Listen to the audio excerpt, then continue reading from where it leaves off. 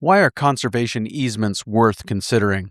First of all, no is the answer. It cannot withstand unbridled growth. And if you look at the experience with the Ogallala, particularly with Nebraska as a case in point, although it does affect in Kansas, and well, I think they went for a while in Nebraska in denial that, oh no, the Ogallala will be there forever. Well, now they have measurable drops in it.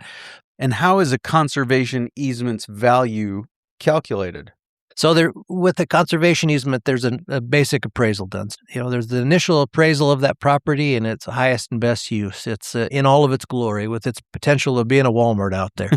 And yes, that can be pretty high when you're talking about the perimeter of the Black Hills. And then there's another appraisal done, and there's only certain people that can do these appraisals. So you have to go through several different certifications to be able to do this. That second appraisal is done as if an imaginary number put together of what they believe this value of this property would be with that commercial development value dissipated and gone. So, that can be ag value and recreational value. And, there's still lots and lots of value to all of this property. And it's always, even after a conservation easement, is still going to climb throughout ever. But yes, that difference between those two numbers is the conservation easement value. So let's just say a property out of Spearfish, in all its glory, it's worth $10,000 an acre. With the conservation easement, so let's say it's worth $3,000 an acre. The conservation easement value is $7,000 an acre. So they can get paid 50% or 75% of that. The rest of that, they would donate. All that and more on this episode 511 of the Working Cows podcast, brought to you by Create Coaches, Indril and Angus, Sunshine Bible Academy, and the South Dakota Grassland Coalition.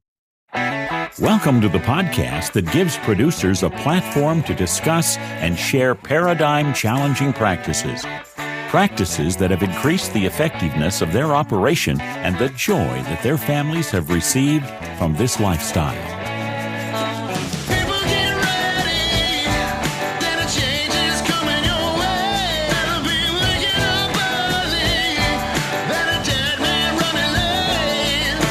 Howdy, everybody. It's Clay Connery, host of the Working Cows podcast. Very excited to be joined today by Karl Jensen and Bill Eastman.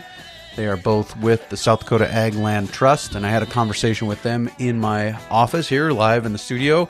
Opportunity to talk to them about kind of the history, the growth, and the wins, the challenges of the South Dakota Ag Land Trust, and kind of their perspective on the value of conservation easements. So looking forward to sharing this conversation with you in a minute, but I just wanted to let you know that I recently was honored to be on the Wealthy Cowboy Show with Crockett Carruthers. That episode came out Tuesday after my last episode released, or the Monday episode anyways.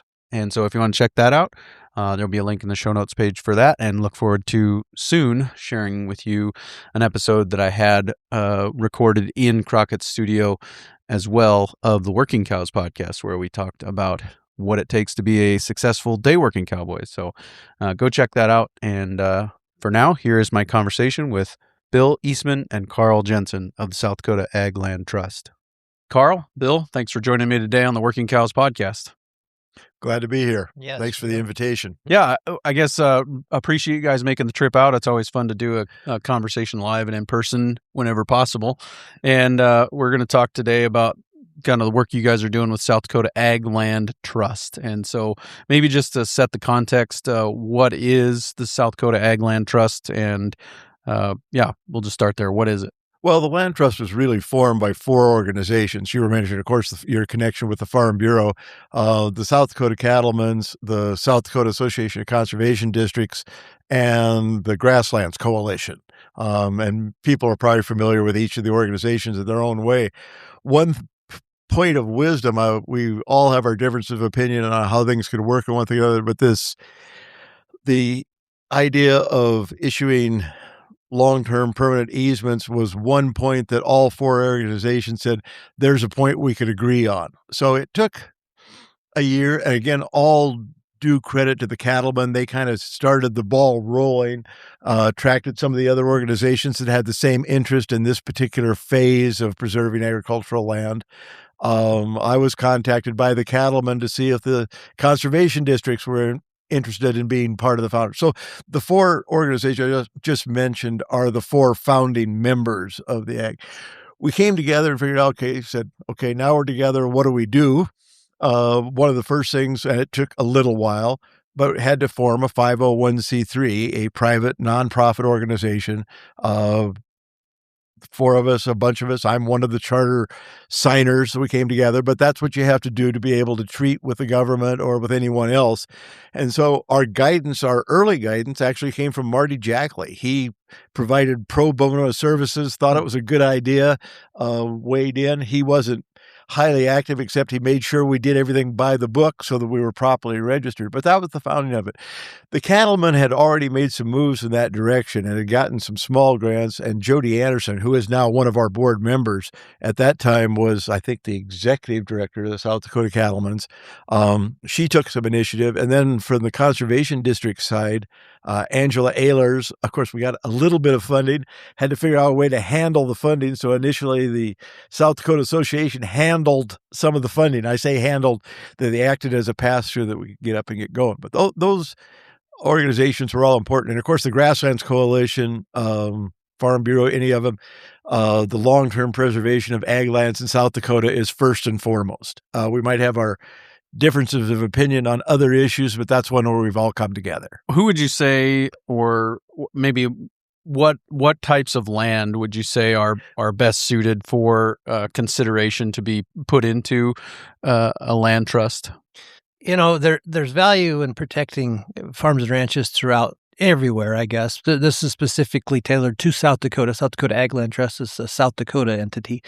It's those areas that we probably focus on are farms and ranches, sustainable farms and ranches within South Dakota that are at most threat. So probably many farms and ranches. Actually, one of our first funding sources was an RCPP that was for the properties that surrounded the perimeter of the Black Hills. And, I've grown up here in western South Dakota my whole life, watched that drive from Spearfish to Rapid City, from farms and ranches to houses the whole way, So that RCPP was tailored to be focused on properties within that perimeter of the Black Hills. So yeah, these folks are being hit up from every direction to maybe break their traditional ranches up into housing developments. Don't blame them one bit. That has to happen, and we understand that. But if this, like you said, Clay, this is a tool for us to be able to help those ranches that want to stay active in the ranching forever. Well, and in our initial founding too, whether it was farmland or ranch land or anything, I mean, the idea was to preserve it.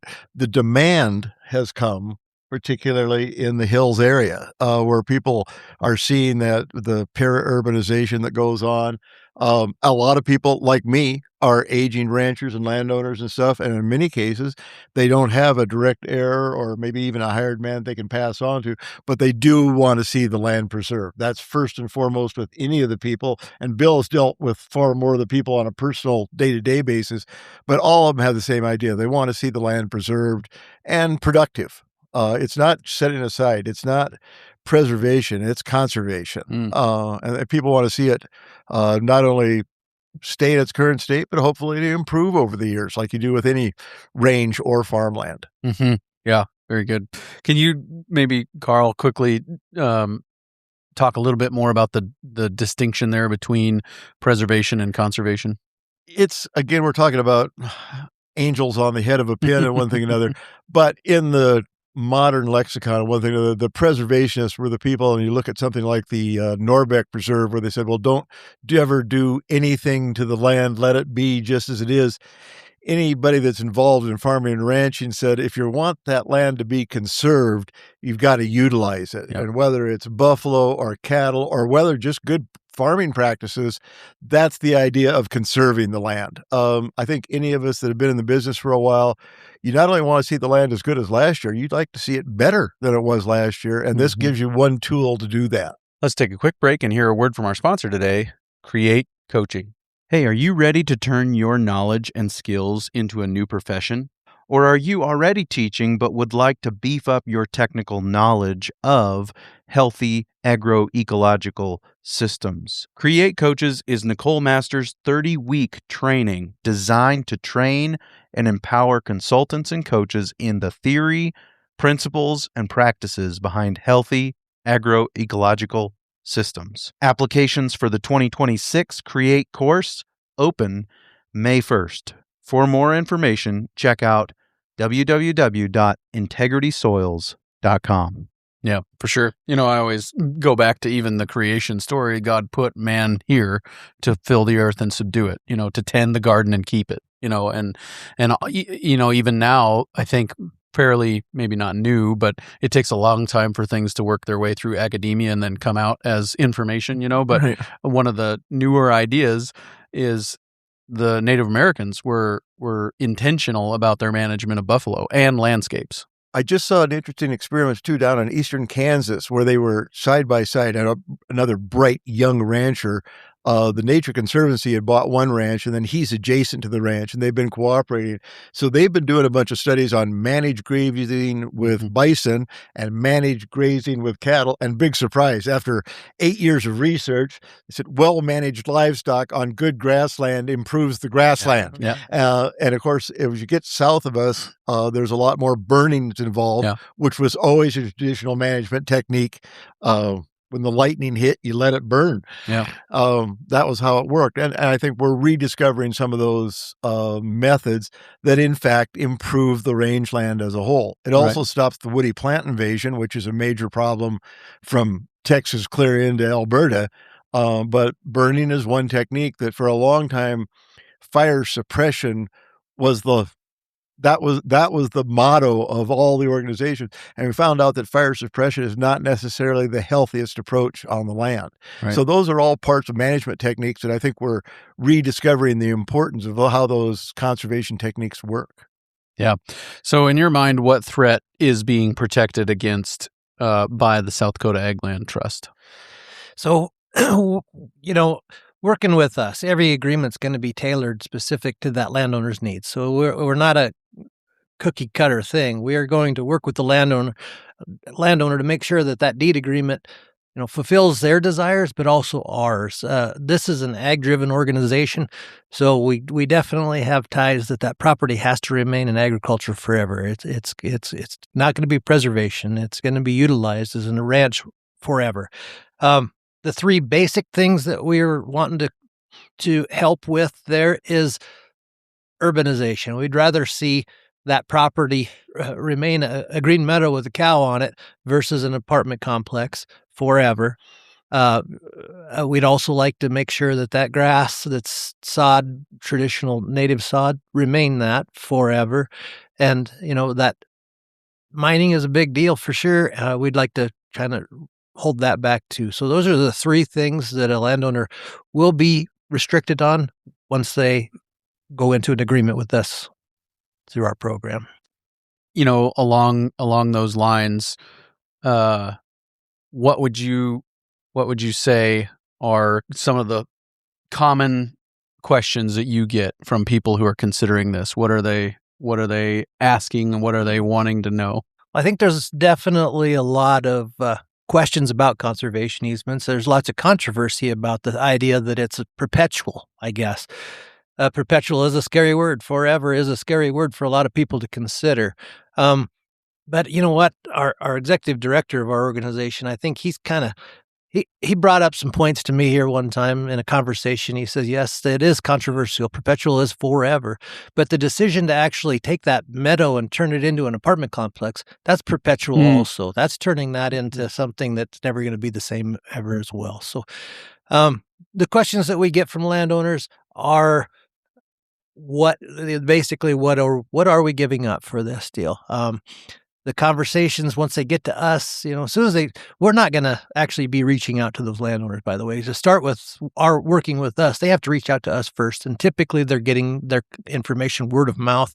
And then it rolls in from a conversation of interest into we sit down at the table with them and explain everything to them.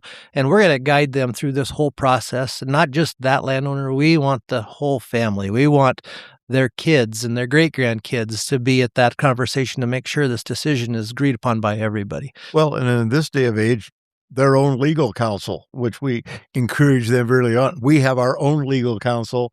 they should, given the intricacies of family relationships and tax law and these kinds of things, we want people to be as well informed as possible before they pull the trigger. I think that's one of the first things, at least the people that some of the early ones I was involved in, one of the first ones that came in, and the very first thing I said was, we have our lawyer, you should have yours. Now, in that particular case, it turned out that their lawyer was a high school classmate of my daughter's, and it worked out quite well. And he said from the beginning, their lawyer said, we're going to make this happen. There's no reason. It is not a confrontational arrangement, but we want to make sure that our interests in the long term are protected just the same way that their interests in the long term are protected. Yeah, you bet. No, and legal counsel is very important for those landowners to have, but somebody with a lot of tax knowledge is probably very important to have too, because there's tax incentives to doing this, and there's tax consequences for doing this as well. So you're definitely going to want to have all the representation you can have to help you make that final decision for sure. And when you get into the final decisions too, there are some tax intricacies that if you donate a portion of it and stuff, that you come out, you do better with your tax situation than you would have just outright purchase of a lease and stuff. So there's a lot of implications that I don't claim to be the expert. That's why we hire lawyers, but there are those intricacies that we want to make sure people are fully informed before they pull the trigger on it. We're trying to do this in concert. And as I say in concert, I want to mention also, I mean, the Natural Resources Conservation Service has their own easement programs. Ducks Unlimited has easement programs. Nature Conservancy has easement programs. We're not in competition with anybody. We're trying to work in concert with other organizations that have the same kinds of goals that we have. Yeah. We might be a better fit for some landowners, right, where others, Rocky Mountain Elk Foundation is another organization doing this. We are, our main goal is to work with those sustainable farms and ranches to make sure that they are that forever. Let's take a quick break and hear a word from our sponsor today, Indraland Angus. In 3 separate recent conversations with seed stock producers who made appearances on the Working Cows podcast, they all remarked that they had an immense amount of respect for Roger and Betsy Indraland at Indraland Angus because of the pressure they put on their cows to work and perform without assistance. If you want bulls that are durable and fertile, you can get your hands on them May 29th, 2026 in person near Big Timber, Montana, or online. Yes, 40 of these coming 2-year-old bulls that have been developed on grass will sell May 29th, 2026. For more information, check out indralandranch.com. And, you think about some of the objections or questions, and there are practicalities and limitations to landscapes. And one of the ones that comes up frequently is water table issues. Can the Black Hills and other regions sustain the growth from everybody gets some water perspective, and there's real concerns there too. Does that track with your experience? First of all, no is the answer. It cannot withstand unbridled growth. And if you look at the experience with the Ogallala, particularly with Nebraska as a case in point, although it does affect in Kansas, and I think they went for a while in Nebraska in denial that, oh no, the Ogallala will be there forever. Well, now they have measurable drops in it. The Madison, we're being assured, has not been highly affected yet. The only unfortunate thing with transpiration, with saturation, is things flow down. Yeah, we're taking a lot up there. But when Bill was already mentioning things like mining and urbanization and stuff, anytime you get more pollutants into the ground, sooner or later it's going to flow into somewhere, and it might stop at that surface table. But some people that are considerably more knowledgeable than I on geology said, well, of course there has to be exchange between the shallow aquifers and the deeper aquifers. That's how they got there. It's just logic. And I mean, there's scientific evidence on it, but just common sense says that if you don't take care of the water, both those shallow aquifers, that sooner or later that deep aquifer is going to be affected as well. That's setting aside the uptake, and it will not withstand. Any aquifer can only withstand so much uptake. It's taken eons to form those aquifers. You can't expect to extract it all in 25 years and have the same situation. And if you want a case in point, look at the Central Valley in California, where there actually measurable drop in the ground level because the aquifer's gone. Jakarta is sinking into the sea because they extracted so much groundwater stuff that is, in fact, is sinking. So the evidence is there and stuff. We're hoping to stop a long time before those things start to happen, but the evidence is there. Well, in the case of the Ogallala, I mean, they have the advantage of a fairly shallow aquifer on top, and then it's covered by incredibly sandy soil, so they get a faster recharge than a lot of them do, and so that means other places have a less margin for error, would be my understanding. But with that higher risk, then you have the higher risk of nitrate infiltration into your aquifer too, and then it's going to be widely distributed. That's the nitrate thing is something that the conservation districts in Nebraska are mightily wrestling with as we speak. Sure. Very good. Okay, so I would like to be as practical as possible and talk about how you enter an agreement with the South Dakota Ag Land Trust, or kind of the process, I guess. Well, you bet. So the landowner initially reaches out to us. We go from there to a conversation explaining, working specifically with South Dakota Ag Land Trust. This is a voluntary situation, so they have the ability to drop out at any time. I mean, from that initial conversation to the day that they're signing that deed agreement, we're doing closing, they can back out at any given time.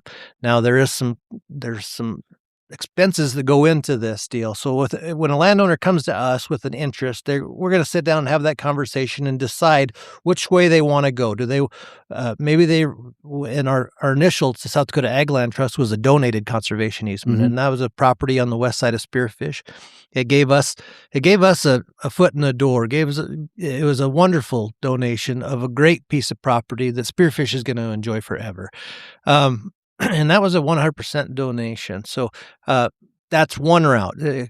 Once we get to that point and they determine that, yes, they want to do a donated conservation easement, it changes the timeline for completion, as well as it changes there is associated costs with it. As soon as we make that decision of whether it's a donated or whether it is a bargain sale conservation easement is they're going to be donating a portion of it, but they'll be paid for a portion of that conservation easement.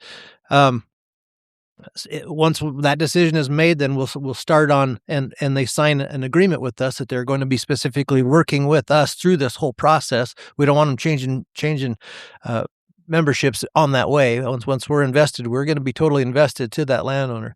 There's associated due diligence is what it's called throughout that process. So there's going to be a mineral report deeding to be done, so to determine actually who owns the mineral rights to it. A lot of those landowners they believe that they own it, but in reality they may or may not, I guess. So we have to determine, where that mineral right is going to be at, and basically that's going to be severed with this conservation easement if it's with that landowner. If it's elsewhere, we're going to have to figure out if there's any threat of mineral development in the future. So we can determine that. If it's no threat, then we can continue on. There'll be an environmental assessment done on the property, making sure that there's no hidden oil barrels buried out there someplace or something so we can do that. There's a boundary survey done, or an easement boundary survey done on it. A lot of that's pretty simple if it goes right on a section line, but a lot of that country doesn't, So there's also a baseline report put together, and that baseline report is put together by. Right now we use a young man that grew up in Spearfish who's been doing ours, but I think we're internally going to start doing our own baselines. And basically that is a documentation of the entire property, from their water lines to their tanks and their fences and everything. And then from then on forward, once and if this goes through to a signed deed agreement, there'll be a yearly inspection of that property, and that'll be where I step in here for my career with South Dakota Ag Land Trust, going back into that property and making sure that property is adhering to the agreement signed by that deed agreement. So yes, there's several different steps that go through that, and all of those come with associated costs. Somebody doing a bargain sale conservation easement, we're going to have to find funding specifically for that. Right now, we've been using a lot of USDA funding. We do get some grants, and we get some funding, some private funding as well. But to actually pay for our conservation easements, we're using USDA funding. And two different routes. We have an RCPP funded program, which, like I said, we had for the perimeter of the Black Hills. That's recently been rescinded, so we're going to be chasing after some more funding that route. And then we had some RCPP for up in the Black Hills for some really neat properties that were. This funding is not necessarily specifically for those properties, but we've identified properties that would really benefit from this for sure. And then we also have submitted some of those properties that we intended to do that initial perimeter of the Black Hills. We did ASAP AL applications for them. So either way, either one of those two funding routes is going to be, yes, they're going to get paid for their conservation easement value, but they're going to have to donate a portion of it. With a RCPP, it's a 50% donation. With an ASAP-AL, it's a 75-25. They're donating 25% of that conservation easement. Do you want to talk about that, how that funding and that conservation easement value is put together? Yeah. So with the conservation easement, there's a basic appraisal done. So there's the initial appraisal of that property and its highest and best use. It's in all of its glory, with its potential of being a Walmart out there. And yes, that can be pretty high when you're talking about the perimeter of the Black Hills. And then there's another appraisal done, and there's only certain people that can do these appraisals. So you have to go through several different certifications to be able to do this. That second appraisal is done as if an imaginary number put together of what they believe this value of this property would be, with that commercial development value dissipated and gone. So, that can be ag value and recreational value. And, there's still lots and lots of value to all of this property. And it's always, even after a conservation easement, it's still going to climb throughout ever. But yes, that difference between those two numbers is the conservation easement value. So let's just say a property out of Spearfish, in all its glory, it's worth $10,000 an acre. With the conservation easement, so let's say it's worth $3,000 an acre. The conservation easement value is $7,000 an acre. So they can get paid 50% or 75% of that. The rest of that, they would donate. Let's take a quick break and hear a word from our sponsor today, Sunshine Bible Academy. I'm Tim Michelson, and I attended Sunshine Bible Academy from 1994 through 1998.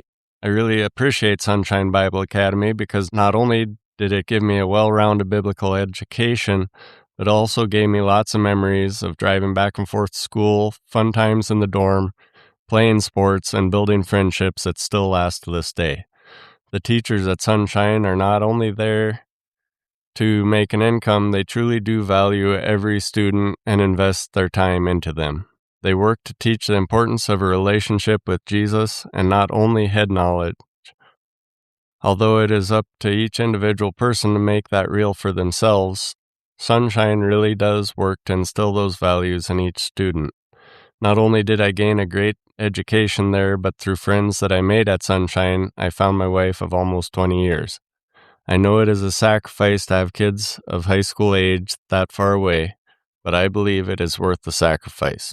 And if you're interested in finding out more about Sunshine, you can do that at sunshinebible.org.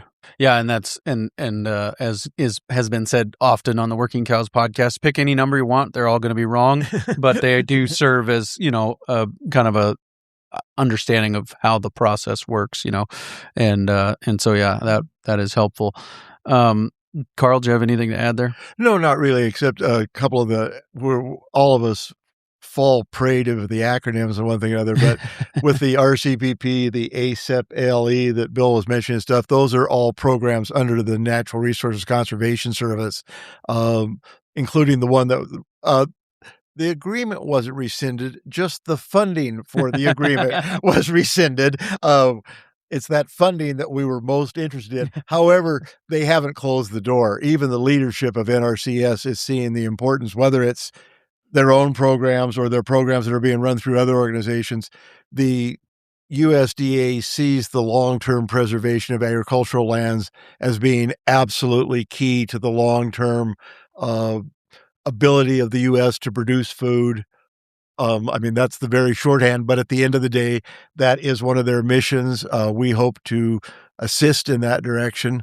But I think that it's important to know that we're not anti-government in any way. We're working hand in hand, along with private organizations that Bill's already mentioned, like the Rocky Mountain Elk Foundation, Ducks Unlimited, the National Wildlife, I'm not saying that right, National Fish and Wildlife Foundation. And a number of these organizations are interested enough in what we're doing that, especially as you know, with a new organization, startup is always the tough one. You got a great idea, you got some great people, you need some capital. And two or three of those organizations have said, we think you're headed the right direction, and pretty much wrote us a check and said, keep doing what you're doing. You'll get there. So their faith in us encouraged us that we were, in fact, doing the right thing. And so early on, some of those other organizations were really key into help us getting off the ground. And it was good faith. We have a newly emerging agreement, like with the Rocky Mountain Elk Foundation, where they said our objective is to find these lands and get them preserved. We don't necessarily want to steward them because we want to keep developing new lands and stuff. And so they'd like to, I think we're in the process of transferring some of those easements to ours. But one telling thing too, as far as South Dakota Ag Land Trust, that initial piece of property there west of Spearfish, Mrs. Delvecchia had been approached by the Nature Conservancy, or she'd approached them and stuff.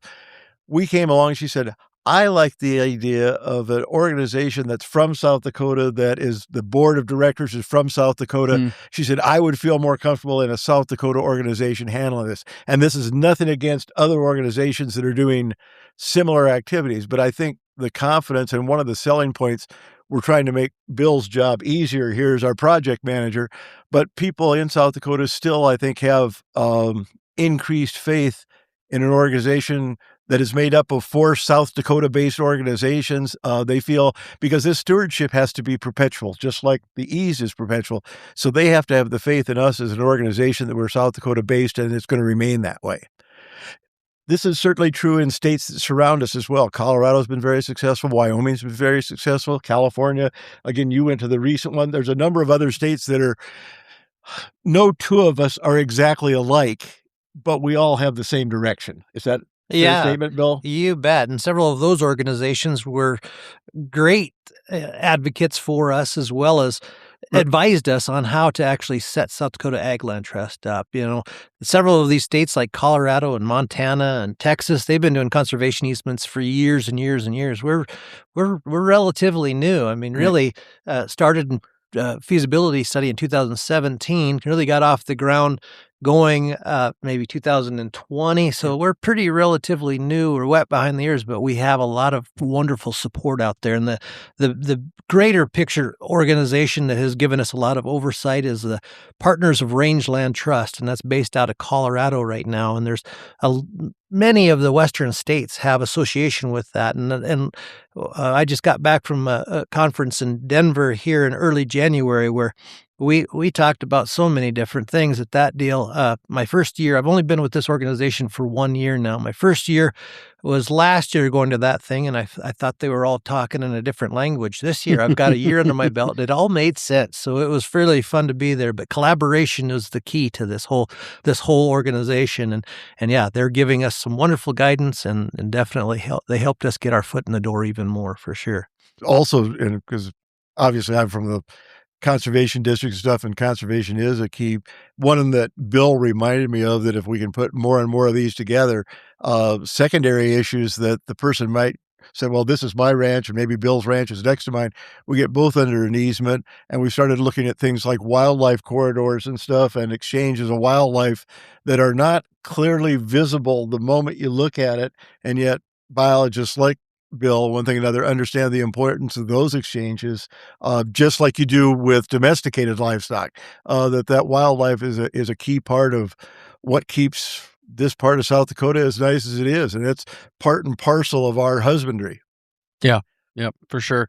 So one of the things that I wanted to talk about as well is kind of the fact that, as according to my understanding, when you enter into an easement, an agreement, that you have the ability to kind of set that up, and you wouldn't necessarily be entering every acre that's deeded to you into the easement. Yeah, every acre might not even be appropriate for this deal. I had a visit with a ranch here just last Thursday, I guess. I told you that you are going to be giving up a lot of your mining mineral rights there. They have a commercial gravel pit on their property. So yeah, we'd probably want to exclude that. You don't have to put every acre into to a conservation easement. Maybe it's just the portion that you really feel like. And what I've heard from many of these folks is, my grandmother that put this place together would turn over in their grave if this is anything other than a ranch right here. Yeah. You bet. We can focus on the areas that you want to, tailor the agreement to focus on anything that you want to, and take out whatever you think is appropriate. Almost every one of those we see come in, and I think the term that we generally use is a building envelope. You might want to preserve it, but if you want to set aside 5 acres or 10 acres or 15 acres where your house and barn and maybe your granddaughter's house is going to be, you want to set aside, it's not necessarily the use, but you want to clearly set aside that you keeping a place to live on that ranch. And we're, of course, in fact, I think we've been out setting stakes in a few of those places, said, okay, how big do we want this place to be? But all those are a part of the landowner's decision. You bet. And we want that ranch to be a sustainable ranch. So, that's, for the future. One other thing I've heard from so many different people is the rationale of why they would even consider a conservation easement. It's many different levels of that. But one of them is, we want this ranch for our children and our children's children to be ranchers that all have an interest in staying on the property. So, you know what? We'll put this into a conservation easement, draw some of that financial gain from that, and then buy some more property so that we can continue to build that property. Well, you got to recognize that each one of those properties that you got, if you have a future grandkid, they're going to need a home to stay on. Right. So when Karl talks about a building envelope, that's included in that conservation easement property. So they'll identify those pieces out there that have the best potential for a home, and it needs to be done well in advance because it's hard to do after the conservation easement deed is signed. It can be done, but it's better to do it up front, even in speculation that would be a wonderful place. One property that we're working on in the Black Hills, we've identified 5 acres that's actually the home site. Any buildings, if it's ag-related buildings, it's still your property. You're the king of your kingdom on your property. You can still throw up cabin barns and equipment storage buildings outside the building envelope. But when we talk a building envelope, we're talking the house where the family is actually going to live, or a location that you think somebody else might within your family or whoever ends up with the property someday would want it. One specific one we're working on has 3 different building envelopes on it. The building envelope of where the current house is at, the building envelope of a potential house out there closer to the county road, and then a smaller 1/2 acre building envelope of where his wife it's her favorite piece of the property. She goes out there and she can't see any roads or anything from that location. It's her little getaway. That's reserved as her potential she shed someday. So you bet. Yeah. No, we want them to identify that well in advance. Right. Maybe she says, maybe I'll never do it, but I'd kind of like the idea to do it if I want to. Right. So you bet. We're going to work with them for sure. Let's take a quick break and hear a word from our sponsor today, the South Dakota Grassland Coalition. South Dakota Grassland Coalition invites you to join them for a unique birdwatching tour on a working prairie ranch. Participants will explore native grasslands while observing grassland birds, wildlife, and livestock in their natural habitat. This hands-on birding experience combines bird identification, habitat education, and grazing management insights from local experts. June 3rd and 4th near Veblen, South Dakota. Reserve your spot today at sdgrass.org. How have you guys been progressing? What has been kind of the wins? I mean, you had the donated piece west of Spearfish. What are other, potential properties, or have you had other properties come into easement and some of that? So we throughout the last few years, we've actually, Tony Life is our executive director, as I said. He's put together a running sheet of properties that have came to us, and it's significant. There's 100 landowners that have called us with interest. Maybe only about half to 2/3 of that are really feasible potentials, I guess, and then even less than that are really high priority. Got to get them done as soon as we can. But when we talk, as soon as we can get them done, it's still a process. It can take a donated conservation easement. I heard Texas at this Partners Rainland Trust, they've talked about getting a donated one across the finish line in just months. Well, even for, once we get our really wheels underneath us and we start having some success stories and we're really knocking this out, I think we'll be able to do it faster. But we're going to at least expect a year for a donated conservation easement, or 2 to 3 years for a paid conservation easement.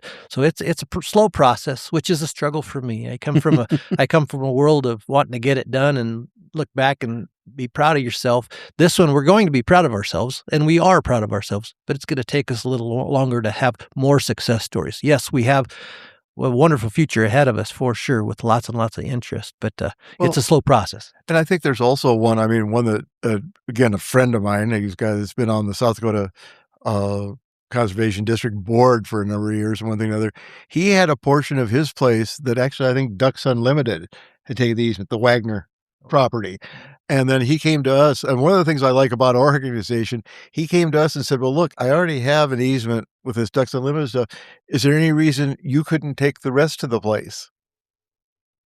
Said, no, there is no reason we couldn't take the rest of it. So we're working, literally over the fence line with another organization.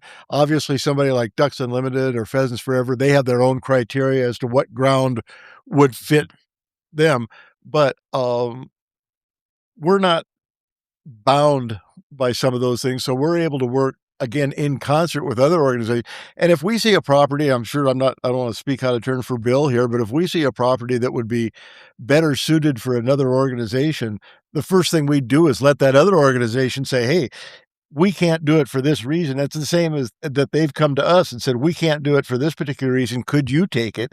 And we're trying to be really open with our relationship. And I think those relationships in the long term are going to serve us all well. Yeah, you bet. So the Black Hills is really, it's changing so much. That Black Hills, every little elk meadow out there with a cow on it it's just changing. They're turning into $1 million houses all over the Black Hills, which is one of the major reasons why I decided maybe to go this route with the rest of my career. It influenced my decision quite a bit, I guess. And you came from Game Fish and Parks, so you kind of had a front row seat to that, right? Yeah, bet. And as well as growing up in and the Western way South that Dakota it for my whole affects life. those wildlife habitats, right? You bet. So you understanding that, every bit of private property throughout the Black Hills, it isn't the mountaintop, it's the meadow. And it's important to try and help. And a lot of those are 40-acre, 60-acre, 80-acre chunks. We're focused more on that ranch, so sustainable farmer ranch. And 40 acres is definitely a sizable property for sure, in the Black Hills especially. But, that is probably more suited for another organization. And so we do share back and forth definitely with several different organizations. There's not many doing this in South Dakota. We're actually one of 3. So, but we will share back and forth, and, we're all trying to do basically the same thing. A lot of times with the same funding, but they might have a different tailored funding application than we do. So you bet. I think that they might be, we're going to pass this back and forth. And if that landowner is ultimately interested and we find the value in it, and we more than likely will, one of us would love to get that person across the finish line. So, but I think in the longer term, one thing we have to be, that we're all aware of, and so we've gotten both some private and some public funding. I think in the longer term, we have to be in a position to be able to treat with large corporations that are interested in the same things that we're doing. We have not been as successful at that yet, but that's certainly for our long-term growth and potential. Those linkages with well-intentioned larger corporations, we need to develop a better relationship, or more of a relationship with those organizations. We have some inklings, we have some starts, we have some interest, but in the longer term, if we're going to serve more people, honestly, as you know, a lot of my background, I worked for 25 years in international banking, and one of my very first mentors said, well, it's clear you want to do a lot of things for a lot of people, and if you're going to do that, you need a bank behind you. And this thing of attracting larger long-term funding is something that we wrestle with, something that we have to keep on our screens if we're going to be able to serve more of our fellow South Dakotans as we go forward. Well, and right, wrong, or indifferent, as you've kind of alluded to here, one administration's policy change can dry up funding quickly, and so those private relationships are going to be maybe a little less volatile, I would Maybe. guess. Maybe. Yeah, right. So, but it's another potential that I think we need to explore. Right, Clay, right. Your thought is correct. One of the things that I'd like to ask is, when we talk about putting this into a conservation easement, so is it restricted at the practice level? Like, say, this is currently rangeland, it's going to stay rangeland, it can't be a cornfield in the future, or vice versa. If it's cornfield now, can it go back to rangeland? That kind of stuff. Well, right now with our USDA fundings, the two of them, RCPP, that's more tailored to a sustainable farm ranch. So understanding that there has to be some farm ground with ranching. You're going to have to plant something to feed the cattle in off summer years. So you bet. Where that ASEP ale, it might be more tailored to those areas that are more native grass and the protection of that. Grassland of special significance is actually the term for that. So a percentage of an RCPP can be farm ground, and a small percentage of an ASEP ale can as well. But yes, you bet there's going to be some restrictions, likely either way, on what can be farmed and what can't be farmed throughout the future. Well, even the portions of those that are farmed, part of our stewardship is to make sure that it is farmed responsibly. There's been huge jumps in our understanding of sustainable farming over the last 20 years. No-till, minimum till. All those kinds, all that right. range. And we certainly want to ensure that farming is not just the old thing of plowed up and blown away, which we've all witnessed, but no, that it's responsible farming, just like it's responsible rangeland utilization. We don't want to see 40 acres completely blazed off and the rest of it standing there. That's all part of the husbandry part of the easement. Very, very good. But without, we're going to have oversight for sure. Right. Those three things is our expectations with that deed. But it's still their ranch to do what, only thing we're going to be visiting with them about is making sure that Walmart doesn't show up out there. So I've heard Tony say, don't build houses and ranch like you want to. So you bet we're not going to be over anybody's shoulder saying, hey, you got your cows out there too long. No, anybody that's a sustainable farmer ranch, they're good at what they're doing, or it wouldn't be sustainable. It wouldn't be there. Yeah. That's right. Yeah, very good. We're kind of pointing towards wrapping up here, but are there things that you would say, hey, this is going to be something to have in order? These are the relationships you need. You mentioned legal counsel, maybe some financial guidance, financial planner, maybe a CPA. And are there people on that team that you kind of say, hey, this is going to be helpful going forward if you're going to try and develop a relationship with South Dakota Ag Land Trust? In my opinion, the stickiest one, legal counsel, that's advice for hire. The tricky one is getting the family fully on board and understood. And we've seen a couple of those, thankfully, fall apart before they really came to us, that there were disputes within the family. So those conversations, those hard conversations with your spouse, your brother, your grandchildren, your kids, those are probably the trickiest ones. And we don't have much to say about that. You've got to have that part of it in concert before you can really become a viable applicant with us. Is that fair, Bill? You bet. Absolutely. This is we're talking a lot of years. So definitely we want their whole family's buy-in or comfort in the whole idea anyways, for sure. Legal counsel, we don't recommend anyone. We don't recommend anybody from in the tax world, I guess. But we encourage you to find your own representation one way or the other. Yep. Very good. Anything that was kind of on your radar or agenda for today, things that you wanted to mention real quick, I wouldn't mind just telling some of the success stories for sure. This just came out here earlier this year. There's a landowner in Pennsylvania, an 86-year-old farmer in Pennsylvania. He made headlines here earlier this year by placing his 261-acre Silver Spring Township farm under a conservation easement.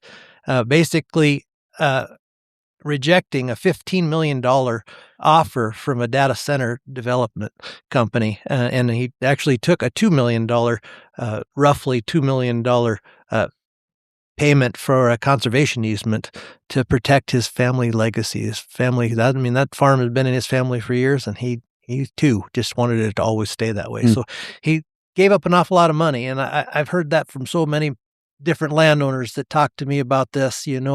Like I said, my great-grandfather would turn over in their grave if this was anything other than the money will come and the money will go, but the land is the legacy. The land is something that that's why I love doing what I'm doing and visiting with the people that I visit with. It's such an honor to talk to people that have such passion about their land. I mean, it's inspiring to me, and I'm sure proud to visit with those folks all the time. Karl, any last words? No, not really. I guess since we formed the organization, I was fortunate enough to be involved from the early formation, but to find out how many people in South Dakota are like-minded. My dad used to tell a story about whenever there's a issue facing agriculture in South Dakota, the tendency of all the organizations is to circle the wagons and fire inward. But this is a case where a variety of ag organizations have come together. We have a joint purpose. Once we got formed, then we found out how many other people have our deep-seated belief in maintaining land as it is. And it's been gratifying just to have people come and say, yeah, we want to do the exact same thing that you're doing. So it turns out we're all on the right track. It's just a matter now of how many and how fast we can do it. You bet. You bet. And it's gratifying. It is totally gratifying. So if any of your listeners, Clay, are interested in a conversation or even to think about it, I encourage them to go to our website, and it's got all the valuable information about South Dakota Ag Land Trust, as well as just general information about conservation easements.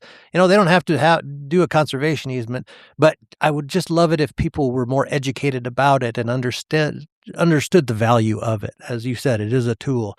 So it's SDAGlandtrust.org, aglandtrust.org. So go to our website, take a look at that. If you'd like to have a further conversation, reach out to Tony or myself. Tony's office number is 605-280-2378.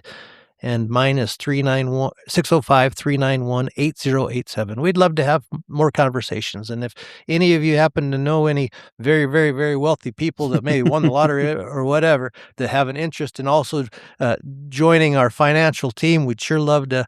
If I could win the lottery, I know where a lot of my money would go to. It's helping out a farmer or rancher. And in the broader sense, if you're more comfortable, if you happen to be one member of the Farm Bureau in Union Center, South Dakota, talk to your Farm Bureau rep who's on the board. I mean, talk to somebody you know and trust and find out before maybe you even get to Bill or Tony or me. I've had people certainly from the Conservation District side that started with me, said in fact, that whole the Devecchia property there west of Spearfish started out with a district conservationist that had sat at one of our conservation district meetings and heard we were forming something and gave me a name and gave me a number and then let the machinery take over. But if there's somebody that you're more comfortable with in initiating the conversation, there's 4 large organizations that all have representation on the board.